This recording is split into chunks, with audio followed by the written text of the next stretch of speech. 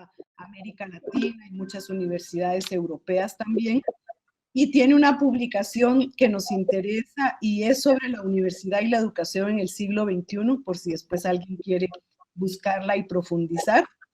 Y también él ha salido, como les digo, en las aulas, fue presidente del Comité de Derechos Humanos de Naciones Unidas y un trabajo muy importante y un reto sobre todo que tiene ahorita es que es el relator de Naciones Unidas para la verdad, justicia, reparación y no repetición de Naciones Unidas.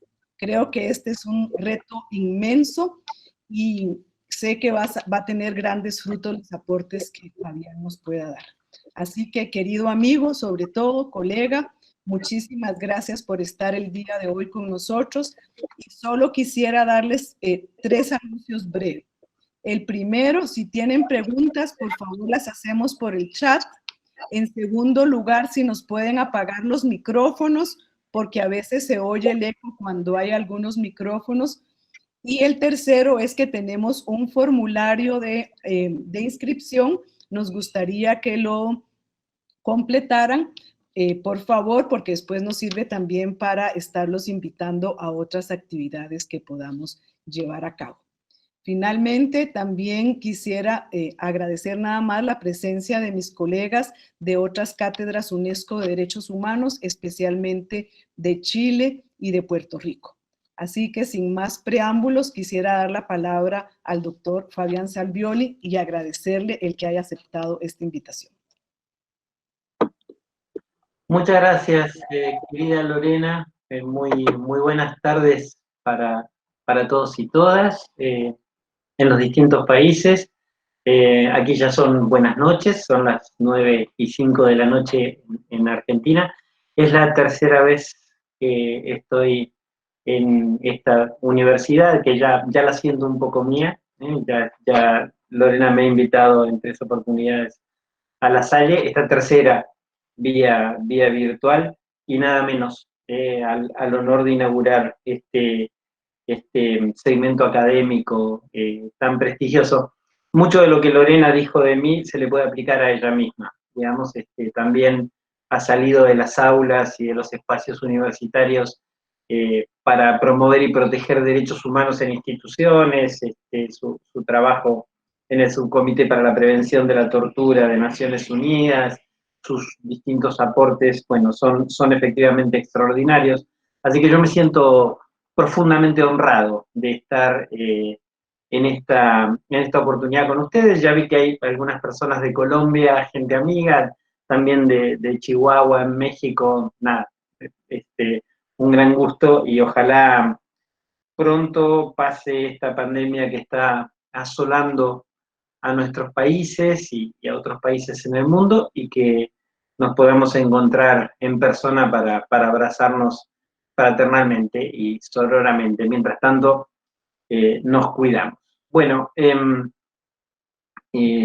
Lorena me invitaba para hablar de universidad y derechos humanos. Y efectivamente tengo un libro sobre esto que publicó el Instituto Interamericano de Derechos Humanos, al que por primera vez visité, siendo alumno en la década del 90, inicios de la década del 90, precisamente por Lorena, así que le debo a ella también haber podido entrar en algún momento a esa casa académica que hoy sigo visitando 25 años después, 30 años después, como docente. El Instituto Interamericano me publicó un libro sobre universidad y educación en el siglo XXI. Está online ese libro ahora porque se agotó la edición escrita, impresa, pero está online para quien lo quiera visitar y para quien no pueda dormir. Digamos, es un extraordinario texto para quienes tienen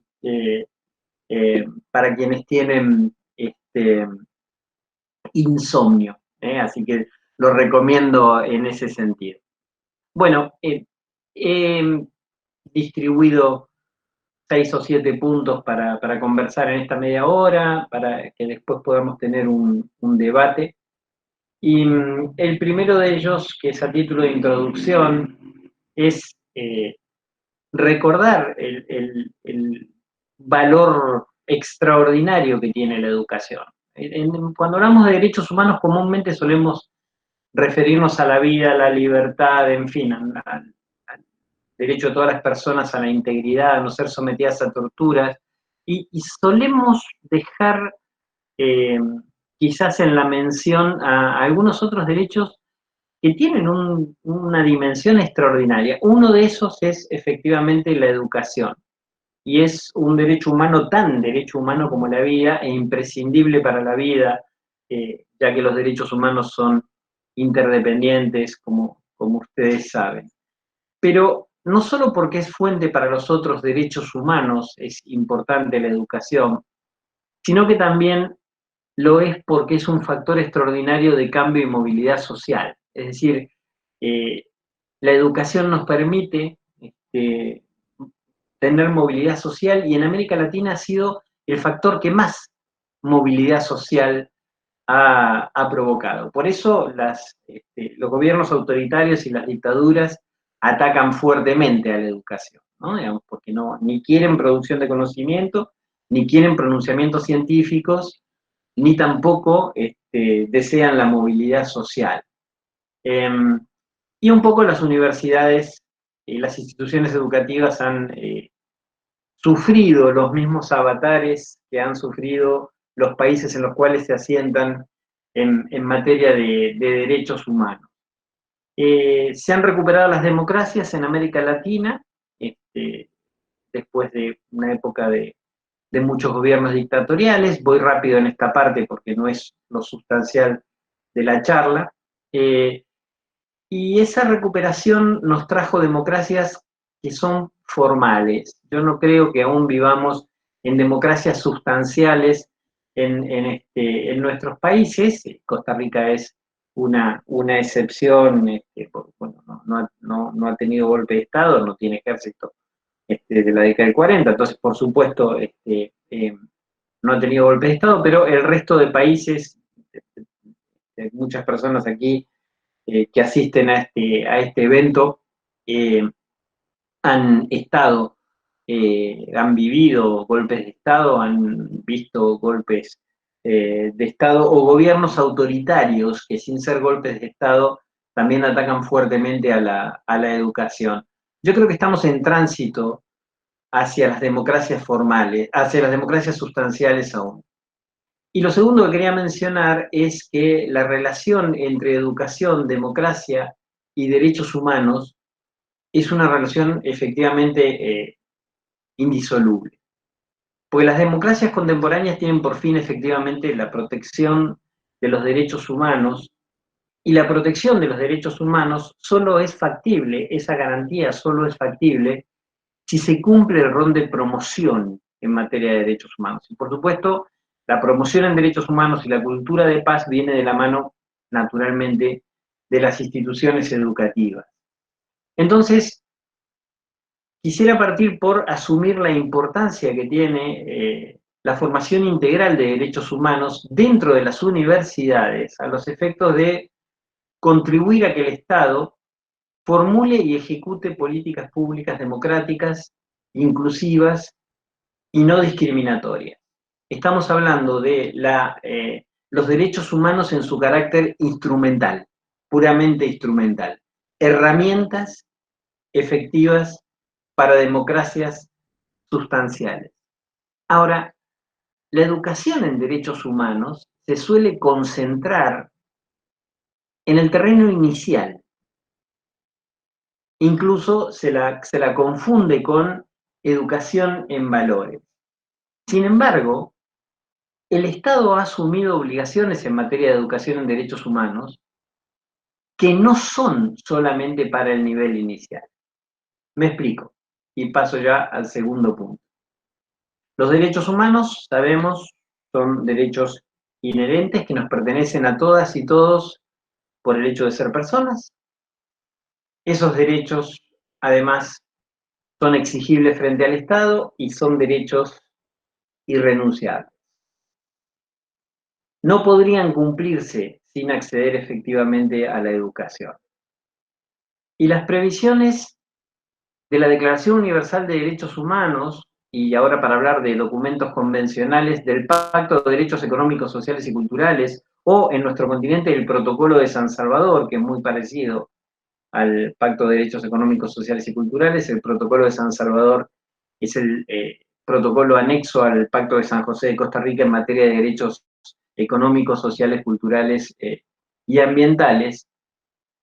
Señalan claramente que la educación tendrá como objetivo toda educación, no solo la educación primaria. La educación tendrá como objetivo la promoción y la garantía de los derechos humanos y de las libertades fundamentales. De allí que la educación es un derecho humano, pero también la educación en derechos humanos es fundamental. Y no educar en derechos humanos incumple la obligación del Estado en la materia, que es una obligación internacional del mismo nivel que la obligación de no torturar. Son obligaciones que los Estados asumen cuando ratifican los tratados internacionales. Y no hay por qué pensar de que la obligación de educar en derechos humanos es pura y exclusivamente referida a la educación inicial o a la escuela primaria.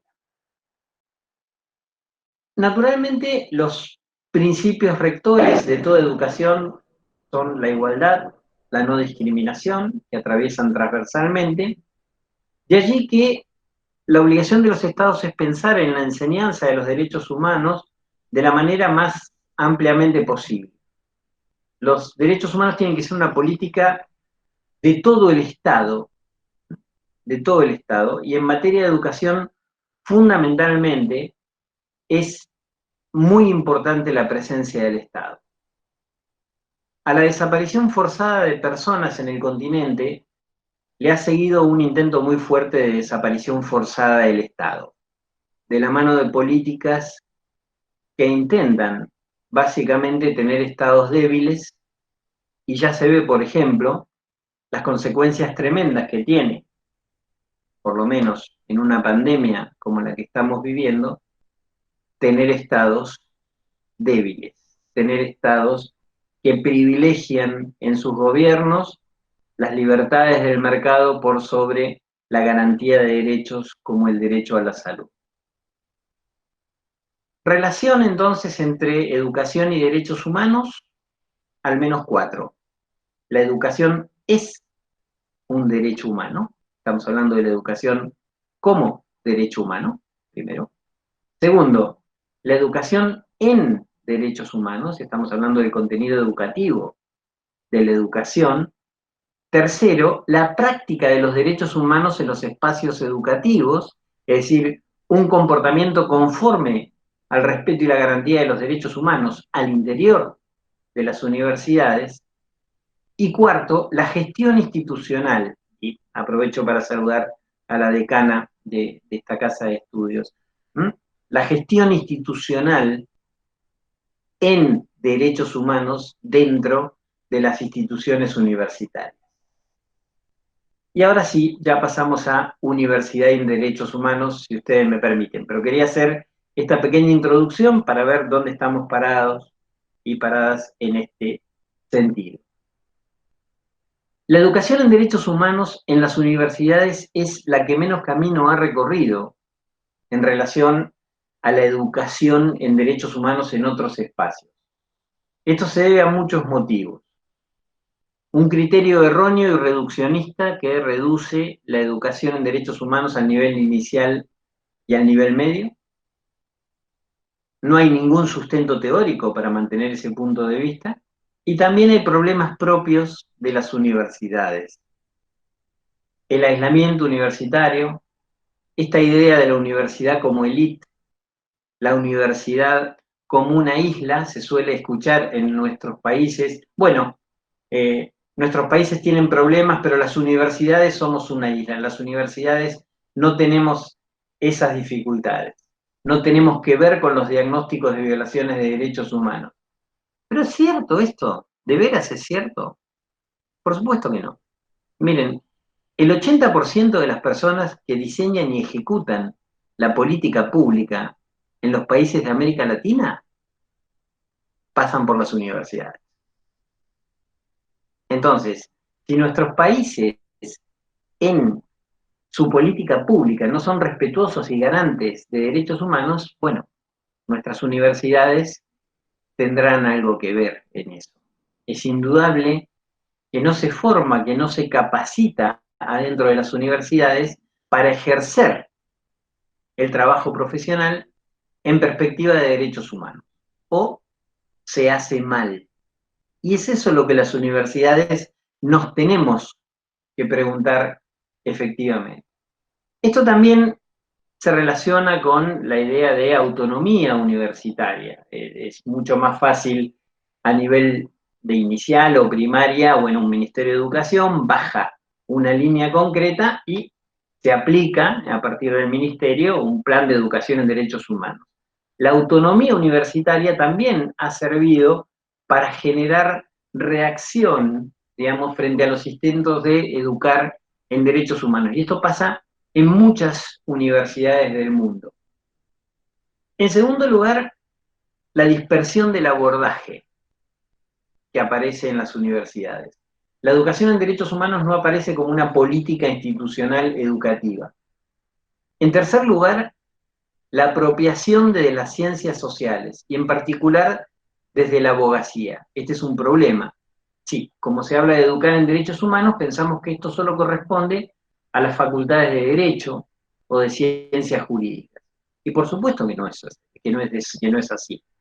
Digamos, hay que educar en derechos humanos en todo el espectro universitario, incluso en las ciencias duras. Para dar un ejemplo, una persona que estudia medicina se puede formar de manera tal que considere a alguien a quien atiende como un cuerpo a curar. Es una manera de ver la medicina y es una forma en la cual la medicina se ha enseñado muchos años, o como alguien que es sujeto de derechos y que entonces participa activamente en su proceso efectivo de búsqueda de garantía del derecho a la salud. Hay un montón de derechos humanos que están en juego en el ejercicio de cualquier profesión.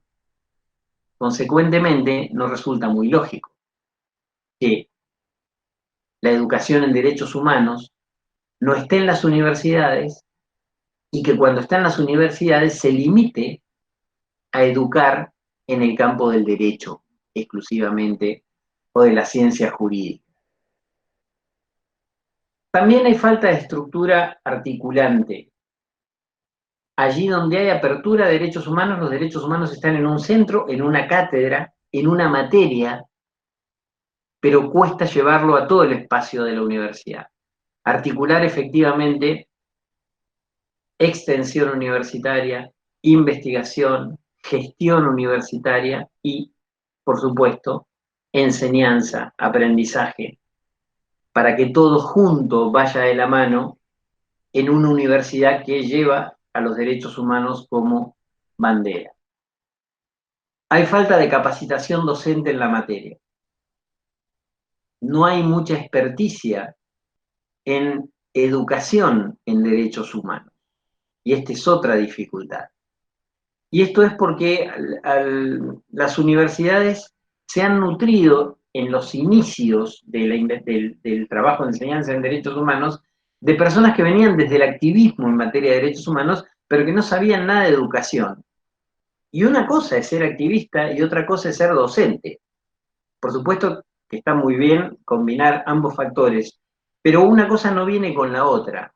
Entonces, hubo, al menos en los primeros años de educación en derechos humanos en nuestro continente, recuperadas las democracias, un fuerte acento en otorgar espacios de educación en derechos humanos a personas que venían de movimientos de organizaciones no gubernamentales, pero que no tenían experiencia educativa. Y además se confundió la educación en derechos humanos con la educación en memoria, que tampoco es exactamente lo mismo.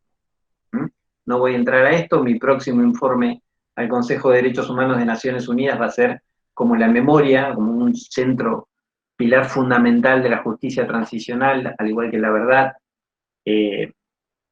las reparaciones, la justicia y las garantías de no repetición, digamos, pero sin duda educar en memoria no es educar en derechos humanos, que es algo muchísimo, muchísimo más amplio. También es otro problema, bueno, y esto se ha volcado a la falta de capacitación docente en materia de derechos humanos adentro de las universidades. Otro aspecto que complejiza la situación tiene que ver con la ausencia o poca práctica de los derechos humanos en las instituciones educativas. Las instituciones educativas son básicamente verticales, son muy verticales, y eso genera poco campo para la práctica efectiva de los derechos humanos. Y también la falta de sistematización. Donde hay esfuerzos aislados, a veces esos esfuerzos están duplicados, y hay una cosa muy perversa que tiene que ver con una supuesta ideología neutra de la universidad. Es una gran mentira. La ideología neutra en realidad es una ideología violatoria de derechos humanos. No se puede ser neutro frente al apartheid, no se puede ser neutro frente a la discriminación, no se puede ser neutro frente a la violencia en contra de las mujeres o frente a los feminicidios. Digamos, no hay un conocimiento neutro. Esa idea de conocimiento neutro lo que ha generado es un perfil profesional de personas que han egresado de las universidades descomprometido, individualista, tecnócrata, avalorativo, elitista, egoísta, donde se dice que los derechos humanos no tienen nada que ver con el ejercicio profesional o que se limitan a meras cuestiones éticas. Consecuencia de esta mirada universitaria reduccionista, el ejercicio profesional no se hace en perspectiva de derechos humanos. Y cuando el ejercicio profesional no se hace en perspectiva de derechos humanos, la política pública que es hecha fundamentalmente por personas que egresan de las universidades, tampoco se hace en perspectiva de derechos humanos. Y si la política pública no se hace en perspectiva de derechos humanos, tenemos un Estado que en vez de ser garante, es violador de derechos. Así de claro y así de complejo. El problema entonces es que en la universidad no se educa para los derechos humanos. Y así se resigna el valor histórico transformador de la educación superior. Entonces, si hablamos de desafíos, yo prefiero elegir uno. Y ese desafío es colocar a los derechos humanos en el centro de la educación universitaria. Y para esto, sí, es fundamental la existencia de determinadas estrategias. Centros, cátedras, institutos que desplieguen efectivamente programas, relaciones con la sociedad civil, redes, espacios en los cuales se haga un diagnóstico curricular sobre el estado de los derechos humanos, el establecimiento de materias de derechos humanos, asignaturas de derechos humanos, como asignatura autónoma y también como espacio transversal para hablar de facultades de derecho, que es seguramente el espacio que más nos nuclea. Está muy bueno tener una asignatura de derechos humanos, pero si el derecho penal nos enseña con perspectiva de derechos humanos, si el derecho constitucional nos enseña con perspectiva de derechos humanos, si el derecho administrativo nos enseña con perspectiva de derechos humanos, no vamos a ningún lado. Entonces, materia autónoma y también aplicación transversal de los derechos humanos en todas las disciplinas. Evitar la apropiación desde las ciencias jurídicas, proyectarla a toda la enseñanza universitaria. Las dimensiones particulares, y particularmente la dimensión de género, que es algo fundamental y muy importante. No me expido demasiado sobre esto. En todo caso, en la discusión que mantengamos seguida esta presentación podemos profundizar un poco más sobre este aspecto. Hay que hacer un diagnóstico sobre el material que existe para educar en derechos humanos y lo más importante, y el desafío quizás más grande, producir material desde las propias disciplinas. No tiene sentido que en las facultades de medicina, informática, etcétera, etcétera, se hable de pactos y convenciones de derechos humanos. Es decir, está bien conocerlos, pero lo importante es que en el ejercicio profesional de cada disciplina, de la que sea, se piense qué derechos están en juego y cómo nuestra intervención puede garantizar derechos. Otra vez, digamos, el ejemplo de medicina es muy, muy, muy claro. Hay una enorme cantidad de derechos en juego en una situación médica, pasando por el derecho a la integridad, ¿no? Digamos, una persona que está desprovista en situación de vulnerabilidad dentro de un hospital y que eventualmente se la deja en un pasillo un cierto tiempo porque todavía no llega la gente para trasladarle a otro lado. Bueno, eso es un trato inhumano y degradante. Sin embargo, cuando hablamos de trato inhumano y degradante, pensamos en la tortura que se comete en una comisaría. Y sí, claro, por supuesto que eso es tortura o trato inhumano y degradante. Pero esto también lo es. Es decir, todas las personas que ejercemos una profesión debemos vernos incluso como potenciales violadoras de derechos humanos. Para entender de que nuestro ejercicio profesional o puede ir en dirección a violar derechos o puede ir en dirección a garantizar derechos. Y hacernos esa pregunta en cada oportunidad en la que tenemos que intervenir profesionalmente. Entonces, la diagramación de material educativo dentro de cada disciplina es también fundamental. La formación y capacitación docente, y la formación y capacitación docente que además implique desde la gestión universitaria premiar a través de los concursos públicos, etcétera, etcétera, los antecedentes que vienen en derechos humanos y que complementan a otros antecedentes para la enseñanza de las disciplinas. No es igual a alguien que se ha formado en derecho administrativo y que no tiene idea de derechos humanos que alguien que se ha formado en derecho administrativo y tiene idea en derechos humanos. Quien tiene idea en derechos humanos debe recibir una cualificación luego en relación a la posibilidad de acceder a los espacios, la posibilidad de progresar. Y eso se trabaja desde la gestión educativa. Este es otro plano también muy, muy importante. Es decir, revisar los mecanismos de designación docente en perspectiva de derechos humanos. Por supuesto que también es muy importante la labor de los posgrados, que complementen, que profundicen el trabajo de educación en derechos humanos. América Latina tiene una enorme cantidad de posgrados y de maestrías y doctorados que tienen un muy buen nivel en materia de derechos humanos, incluso posgrados de educación en derechos humanos para que se formen personas que luego vuelquen esa experiencia a las aulas de clases en las distintas disciplinas. Y los posgrados no tienen que ser posgrados mercantilistas. Este es otro punto muy, muy importante.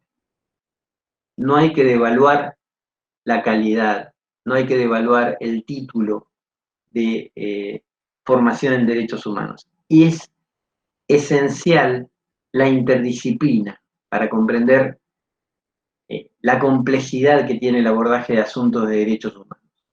También las universidades tienen que tener mecanismos de control intrauniversitario, defensorías de la comunidad universitaria, ombudsperson, etcétera, etcétera. Y esto se debe aplicar inclusive a los ámbitos educativos privados. Esta es otra cuestión muy, muy importante. Para ir terminando con esta introducción, un poco rápida, digamos, pero quería cumplir con la media hora que me asignó Lorena para la introducción.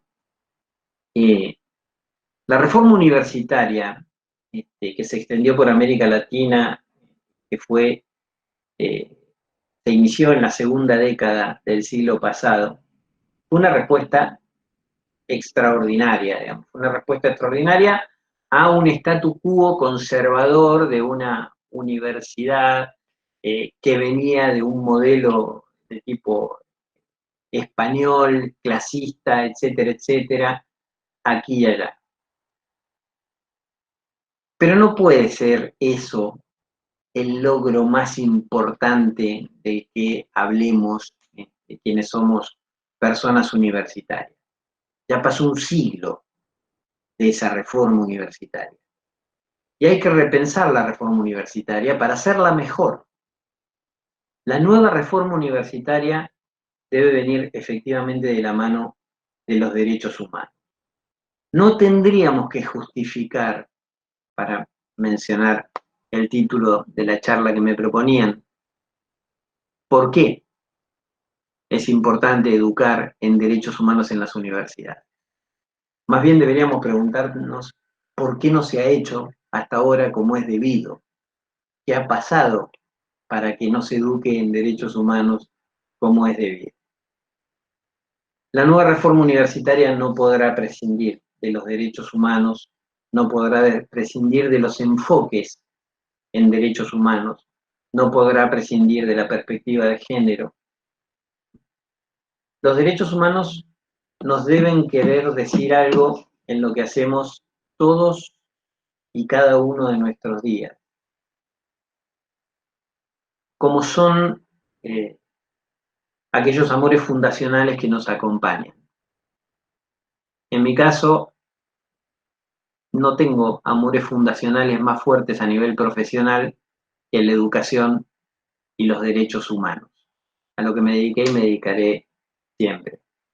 Bueno, les agradezco mucho y disculpas por haber ido tan rápido, ¿no? Este espacio que me han brindado, y por supuesto quedo abierto a comentarios, preguntas y demás. Y ya pueden despertarse. Muchísimas gracias al doctor Salvioli por su presentación.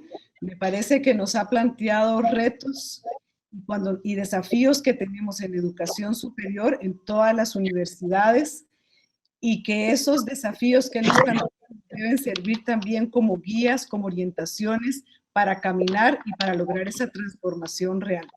Voy a dar la palabra, tal vez si las personas quisieran, vamos a dar la palabra, pudieran ponerlo en el chat, así les damos la palabra. Vamos a ver. Nora nos dice, en nuestro país, Colombia, se torna más paradójico que complicado diseñar un currículo con perspectiva de derechos humanos, ya que las bases étnicas las corroe la pandemia de la iniquidad, injusticia social y más letal, la corrupción, sin la mirada esperanzadora de una vacuna. Y Digamos, una cosa que a mí me ha preocupado mucho de Colombia en los espacios universitarios en los que me tocó trabajar es el diseño de posgrados que hacen como si, por ejemplo, que se dicten 16 horas de clase el viernes y el sábado, ¿no? Para cumplir con una X cantidad de horas, pero de esa manera no hay posibilidad efectiva de poder desarrollar programas serios. Esto estoy hablando a nivel posgrado. Y por supuesto que los sectores que favorecen violaciones de derechos humanos, Colombia tiene muchos, y estamos asistiendo ahora en plena ejecución de acuerdos de paz, violaciones escandalosas de derechos humanos y el no avance en algunos compromisos como la restitución de tierras, el seguimiento de líderes campesinos, discriminación étnica muy fuerte. Bueno, es casi lógico que en ese marco entonces la educación en derechos humanos también fracase.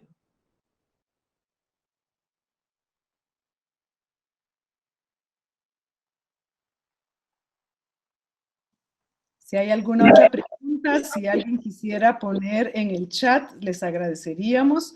Aaron Lemus, estupenda charla, enhorabuena, sin duda nos amplía el panorama en este tema tan importante. Quisiéramos ver si alguien quisiera hacer algún comentario de la ponencia del doctor Salvioli.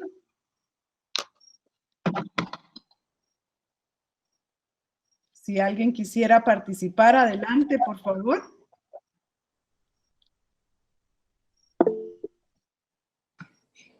Una consulta, no sé si la hago por aquí o si la hago por medio del chat. Roberto, adelante. Yo quería preguntarle al doctor en cuanto a la situación que está viviendo hoy El Salvador con toda la problemática de las maras y todo, si es un problema que él considera que más que marginalizarlo como lo están haciendo hoy, se podría atacar desde la educación y la educación en derechos humanos.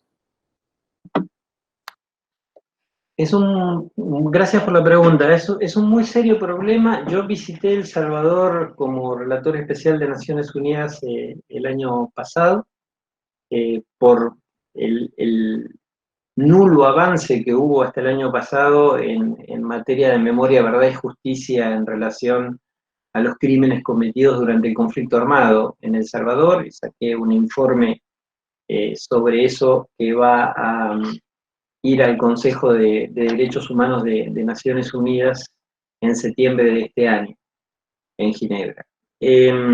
Una de las cosas que más me preocuparon además fue la falta de conocimiento de la juventud en relación a lo que había pasado, lo cual indica que hay cuestiones relativas a los hechos sucedidos, la educación en memoria, no, no es común ni se da en El Salvador.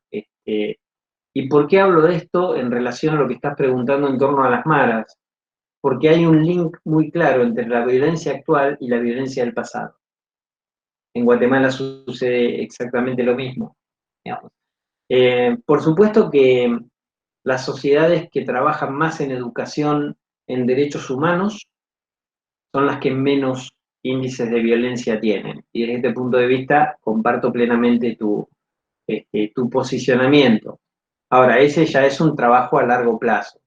La educación en derechos humanos y la educación en general también se tiene que dar en centros de detención.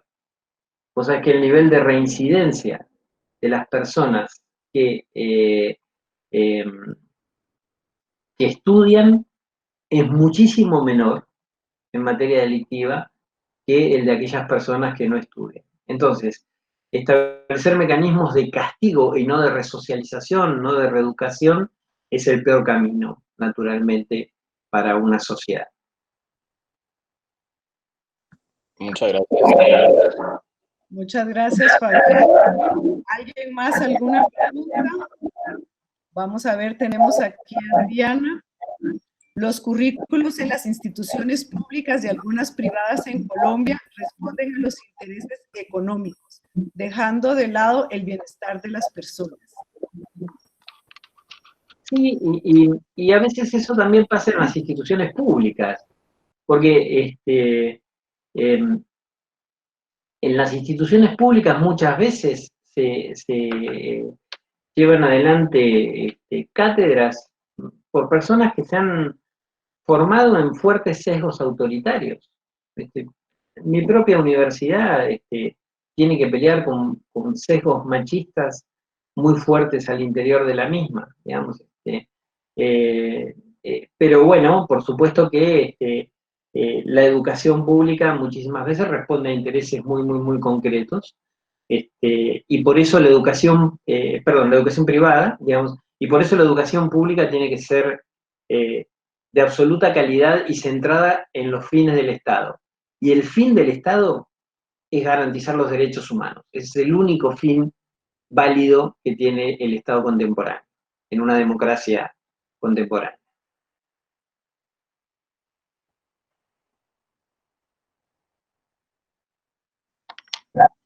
Muchas gracias. Tenemos otra pregunta de María de los Ángeles Villasca. ¿Qué sistematizaciones existen sobre este impacto positivo entre la educación en derechos humanos y menos violaciones de derechos humanos? Esa es la premisa, pero sigue siendo mayor el discurso penal porque no hay sistematizaciones de experiencias en derechos humanos exitosas.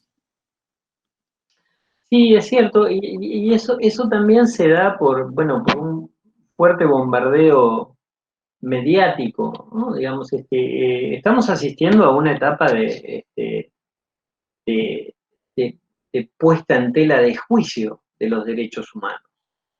Y eso es muy preocupante. Esto se hace desde distintos tipos de sectores de poder, pero también se avanzó mucho. Es decir,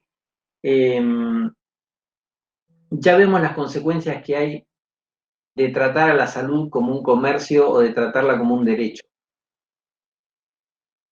Esto es indudable viendo cómo los distintos países reaccionan a la pandemia. Entonces, cuando hablamos de derechos humanos, no estamos hablando de cuestiones meramente teóricas. Estamos hablando de cosas que inciden decididamente en la vida de la gente. La política pública se centra en derechos humanos o no se centra en derechos humanos y hay consecuencias directas para la vida de la gente. Falta mucho, falta muchísimo, pero lo cierto es que hace 25 o 30 años un encuentro como este no hubiese sido muy probable en los espacios académicos universitarios. Y yo creo que eso ya es imparable, ya es imparable. Y también comprendemos de que no prepararnos en derechos humanos nos convierte en muy malos profesionales. Si vamos otra vez al ejercicio del derecho, hay cuestiones muy sencillas. Hoy los derechos humanos se han incorporado a las constituciones, forman parte del bloque de constitucionalidad en Colombia, o del artículo 1 de la Constitución de México, el artículo 75, inciso 22 de la Constitución argentina, en fin, bloque de constitucional, bloque de convencionalidad, como ustedes quieran llamarlo, ahí están. Se invocan y se aplican permanentemente en todo tipo de juicios. No formar en derechos humanos a quien ejerce el derecho civil es privar a las personas que asista esta persona en el ejercicio de la abogacía de mecanismos de defensa muy importantes. Ya no estoy hablando de litigar en la Comisión Interamericana o en Naciones Unidas, no. Estoy hablando del juzgado que está a 3 calles de la casa de cada quien entre nosotros. Y a mí me parece que ya nos damos cuenta de eso y que eso es efectivamente imparable. También tiene que ver con la idea efectiva de derechos humanos que nos haga tener una mirada naturalmente holística. Las violaciones de derechos humanos han sido y son tan brutales, ¿no? Desaparición forzada, torturas, etcétera, etcétera, que nos suele llevar a la idea reduccionista de que trabajar en derechos humanos es trabajar exclusivamente sobre eso. Pero es muchísimo más que eso. Y por supuesto, trabajar en derechos humanos es lo que genera sociedades mejores. Muchas gracias, Fabián.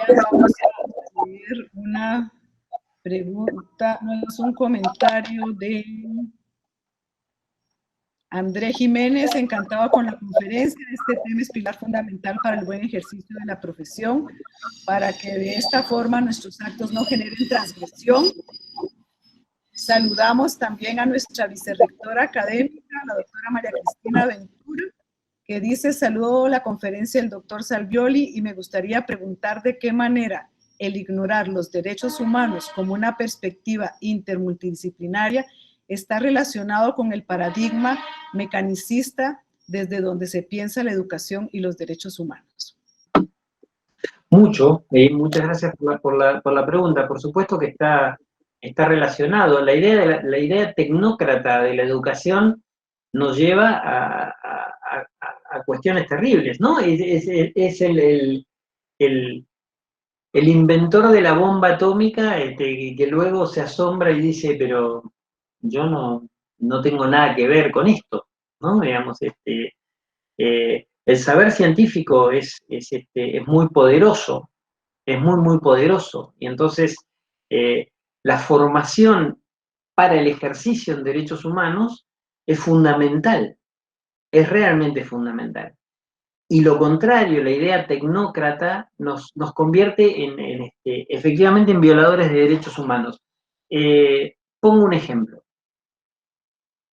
¿Qué mal le va al mundo cuando las ciencias económicas no se abordan en perspectiva de derechos humanos? No puede ser que haya economistas que no tengan enfoque de derechos humanos. Miren lo que le pasa a las sociedades con ese tipo de situación.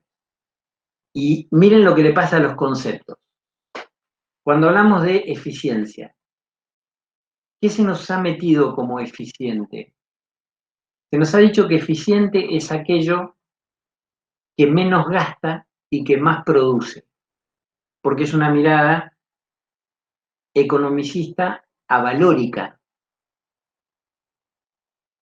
Si esto es así, entonces yo no tomo personas con discapacidad para que trabajen,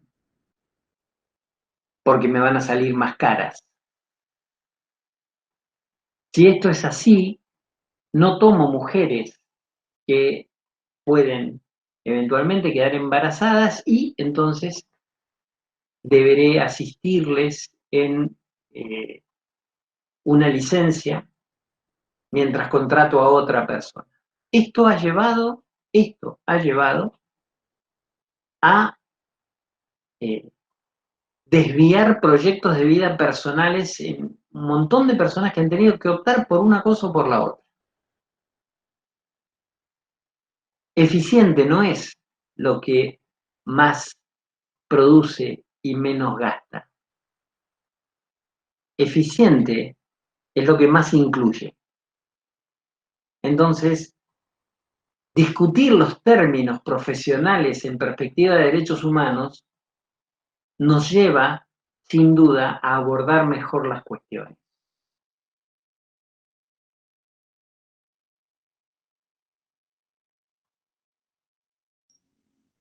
Muchísimas gracias. Voy a dar la palabra porque me la pidió. Permítame un momentito.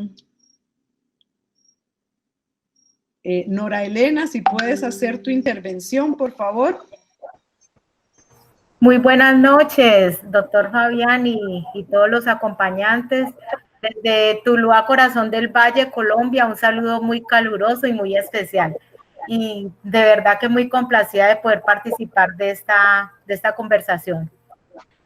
Doctor Fabián, quisiera iniciar de pronto o retomar más bien la conversación con una frase que me llamó mucho la atención que usted pronunció. La educación es tan derecho humano como la vida misma. Hacía un comentario hace poco en el chat que es algo paradójico que en Colombia se hable de tener una buena educación si no se está respetando la vida misma. Más aún, me gustaría conocer su concepto después de haber tenido una experiencia muy importante en la ONU.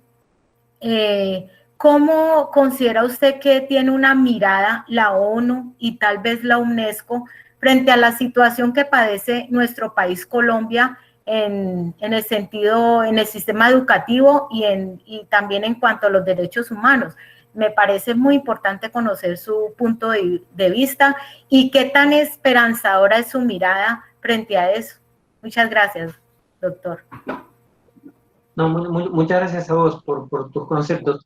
Lo primero que voy a decir es que yo no soy un experto en la situación de educación en Colombia. La situación general de derechos humanos la sigo, por supuesto, por mi propio trabajo. Soy el relator de Naciones Unidas en materia de justicia transicional y no hay laboratorio más impresionante en materia de justicia transicional en todo el mundo que Colombia, así que voy siguiendo muy, muy de cerca el funcionamiento de la JEP, el funcionamiento de la Comisión de la Verdad, las dificultades que tiene el programa de restitución de tierras, y miro con muchísima preocupación las violaciones de derechos humanos que se están cometiendo en este mismo momento, digamos, y que muestran que determinados actores se niegan a avanzar efectivamente en el proceso de paz. Yo estoy muy, muy, muy preocupado en ese sentido, y también incluso hemos visto en las últimas semanas, ¿no? Cuestiones que vinculan a las Fuerzas Armadas de Colombia en violaciones de derechos humanos nuevamente, como fue en otras épocas durante el conflicto armado. Así que lo veo con mucha, mucha preocupación. Pero siempre soy alguien esperanzado.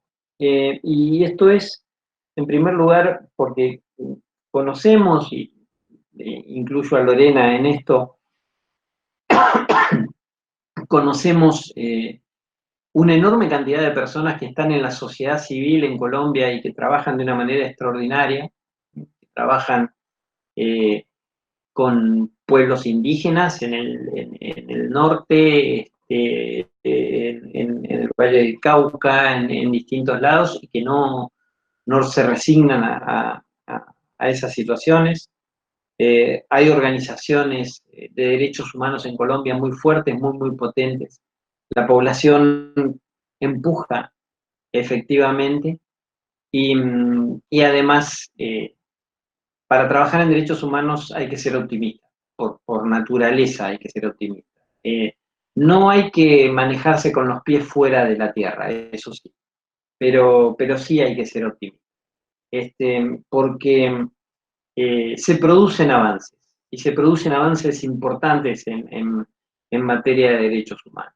Claro, para la víctima de violación de derechos humanos, los avances que se puedan producir no son importantes, porque finalmente una víctima es una víctima. Pero lo cierto es que las sociedades empujan, y yo creo que el camino de los derechos humanos es hoy por hoy lo más extraordinario que existe. Los derechos humanos fueron el legado más revolucionario y más trascendente que le dio el derecho internacional y la ciencia jurídica a la humanidad, sin duda. Y hasta que no haya algo mejor, que ojalá llegue algo mejor, pues el camino es ese. Muchísimas gracias, Fabián. Vamos a ir cerrando, entonces voy a leer las últimas intervenciones para que con ellas tú nos puedas hacer un cierre. Orlando Velázquez desde Puerto Rico nos pregunta, en gran medida considero que una de las razones por las cuales no se diseñan más currículos con perspectiva de derechos humanos es la falta de un sistema institucionalizado que enjuicie propiamente. Yancy Mora, costarricense, ella tiene unas maestrías, te felicita y dice que en lo particular le preocupa muchísimo que Costa Rica aún no tiene una política en educación en derechos humanos, a pesar de que ha ratificado casi todos los tratados en esta materia. Keiber Andrés Mercado, de Colombia, nos dice que en algunos casos, como en mi país Colombia, las desapariciones, las ejecuciones, los falsos positivos han alcanzado proporciones epidémicas, como en el caso de Perú, los presos inocentes, y que cuál sería el fin que se debe buscar para la protección y defensa de los derechos humanos. Fernando de Alvarenga, gracias por la oportunidad. Juan Carlos Camilo Monterrosa, también desde Colombia. ¿Cuál es la percepción que se puede tener de un país en medio de la crisis que ha ocasionado la pandemia? Decide dejar de apuntarle a la educación y le quita recursos al proceso de paz. Ricardo Bermúdez, excelente conferencia, y quiere preguntar sobre la situación que se vive en México, donde las mujeres han alzado la voz debido a la continua violación de sus derechos. Alexis Solís, de Costa Rica, se evidencia que toda esta situación que estamos compartiendo, cuando vemos el abordaje que se está teniendo del COVID por parte de los estados y las instituciones en general. Y también un saludo de Isabel Plaza desde Chile, que es de la Cátedra UNESCO de Derechos Humanos. Así que adelante, Fabi, para hacer el último comentario con todas las preguntas. Nada, bueno, Encantado, muchas gracias por todos los comentarios. No puedo abarcar todo lo que han señalado, no podría. Así que solo me voy a limitar a dos cuestiones. Se nos suele decir que cuando hay crisis, no hay tiempo para este tipo de cosas. Y es al revés. Si todo estuviese bien, entonces nos podríamos dar el lujo de no hablar de derechos humanos. Pero como todo está mal, como todo está efectivamente muy mal, más que nunca hay que alzar la voz en materia de derechos humanos. Y lo que se nos plantea en términos de económicos también son trampas. Recursos hay, recursos sobran, están mal distribuidos, ese es el problema. Entonces cuando se dice, bueno, otorgar más presupuesto a la educación en lugar de a la pandemia, no se trata de quitarle a la salud para darle a la educación. Se trata de establecer un presupuesto de manera tal que el Estado garantice a todos los derechos. Y además, en nuestros países hay fuertes índices de corrupción, y ese es otro problema. Recursos hay. Pero un país que tiene corrupción no puede argumentar que no tiene recursos para dar respuesta. Yo creo, y esto sería el objeto de otro encuentro, pero también tengo algo escrito en relación a esta cuestión, de que hay un derecho humano individual y social a la transparencia en las políticas públicas, digamos, y que la corrupción es un fenómeno que viola de manera transversal al conjunto de los derechos humanos y las libertades fundamentales. Y otra vez insisto en utilizar a los derechos humanos como una herramienta. No son un fin en sí mismo, son una herramienta. Son una herramienta para que cada persona, para que cada mujer, para que cada hombre pueda desarrollar su proyecto de vida. Alguien mencionaba a las mujeres en México. Y sí, las mujeres en México y las mujeres en todo el mundo. El movimiento feminista es probablemente el movimiento más extraordinario que tiene el mundo contemporáneo. Y es un movimiento que hay que apoyar, que hay que acompañar y que hay que asumir que no se puede tampoco frente a esto ser neutral. No se puede ser neutral frente a la discriminación y la violencia que sufren las mujeres. No abrazar al feminismo, no acompañar al feminismo, no solo nos convertiría en malos profesionales, también nos convertiría en malas personas.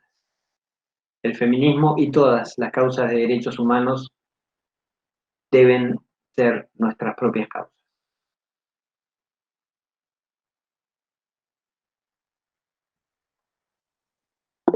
Bueno, muchísimas gracias a Fabián.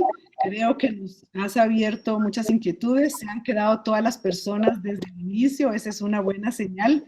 Me parece que esa conclusión tuya sobre que en el tema de derechos humanos no debe haber neutralidad, la compartimos plenamente, porque cuando no se toma una decisión, se deja abandonadas a las personas que tal vez están en una situación de vulnerabilidad, que no pueden afrontar solas los derechos humanos. Es un trabajo en equipo el tema de derechos humanos, así que les agradecemos su presencia. Tenemos el compromiso, lo tenemos grabado, del doctor Salvioli, de tratar otros temas más adelante. Los que nos han llenado el formulario les estaremos invitando en el transcurso de este cuatrimestre de la Universidad de La Salle por medio de su Cátedra UNESCO de Derechos Humanos. Y por supuesto, esta no es la tercera y última vez, no es la vencida, sino que esperamos seguir contando contigo. Te agradecemos muchísimo tu tiempo y sobre todo la capacidad de exponer los puntos que nos señalaste de una manera tan clara. Así que a todos y todas, muchísimas gracias en nombre de la Universidad de La Salle y de su Cátedra UNESCO. Para mí ha sido un altísimo honor, querida Lorena, de veras, un altísimo honor y un gran orgullo porque yo sé que vos y el equipo que te acompaña llevan adelante un trabajo maravilloso en educación en derechos humanos. Entonces, dar la charla inaugural de este ciclo lectivo es un verdadero honor para mí. Y admiro mucho el trabajo que hacen en esa universidad. Digamos, es realmente un foco muy, muy, muy prestigioso para la educación en derechos humanos. Entonces, más bien el agradecido soy efectivamente yo. Les mando un enorme abrazo y a cuidarse mucho, además, en estos tiempos, ¿sí? Así es. Algo bueno nos ha traído el COVID, nos une 8 países en una noche para oír a Fabián. Tenemos el agradecimiento también de la Cátedra UNESCO de Puerto Rico, Anita, también de Félix Ramón Mendoza, de Sharon Carmona, de Hazel Díaz de la Defensoría de los Habitantes, te recuerda, de nuestra decana, de Iván David Fuentes. Creo que ha habido comentarios muy positivos, así que les agradecemos a todos, te agradecemos a ti y damos por terminada nuestra conferencia inaugural de este ciclo lectivo. Muchísimas gracias a todos y todas.